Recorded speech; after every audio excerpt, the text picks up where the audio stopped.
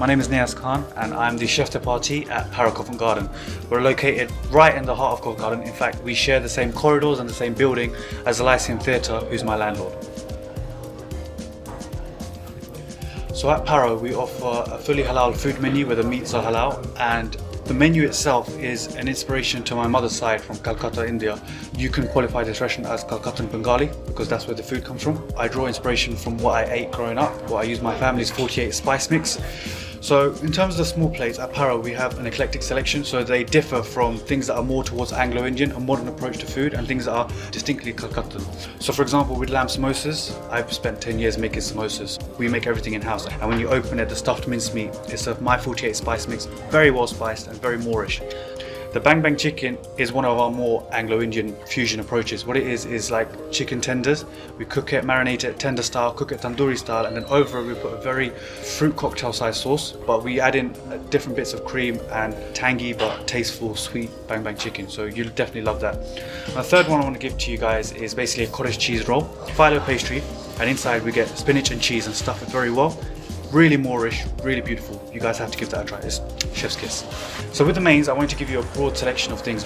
The lamb shank is basically, we cook it handi style, just like we do back at home. So we come in at 10 o'clock in the morning, cook loads of lamb shanks in one balti, and we put our 48 spice mix, and we just let it slow roast throughout the day. So when it comes to at dinner time or lunchtime, it's a fall off leg of lamb bone. It's a bit fatty, but that just adds to the spice element, and it is absolutely delectable. Other things that I want to share with you is the Paro butter chicken. Now with butter chicken, that's obviously a very predominantly Punjabi dish, you know. So when my great-grandfather came to this country, and he had this friend that was Punjabi, and he showed them how to make this butter chicken. But my grandfather, being Bengali and very resolute in his ways, was like, I want to do this my way. So use things like cumin butter, where in the butter we put in a lot of zira. It gives it a little tangy taste. And when you read the description, it says great-grandfather style. I make a tribute to that. And the last thing is the Nine chicken. It was my grandmother's favorite. She used to give it to me a lot. It's a sweet, sour and spice thing. The only thing I've done different from her is she used to use chicken pieces. I use chicken tikka pieces because I feel like they hold the marinade better. She might disagree with me, but you know, that's between me and her. So I started cooking when I was 14, very young. I started cooking in a takeaway in Kent during a huge staff shortage. The bloke was like, do you want to give it a try? So I worked my way up from a porter. Then when I was 17, I had the opportunity to come cook in Brick Lane, which is a very prominent area for curry houses. Over time, that was where I really honed in on my culinary expertise. I learned a lot of food, a lot of cooking techniques, a lot of how to actually run a kitchen and run a restaurant.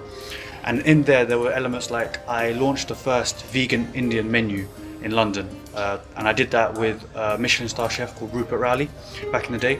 Now I'm 10 years in the business, even though I'm very young, and I meet you guys in 10 years time. Hopefully we'll have a different conversation altogether about chefry and food.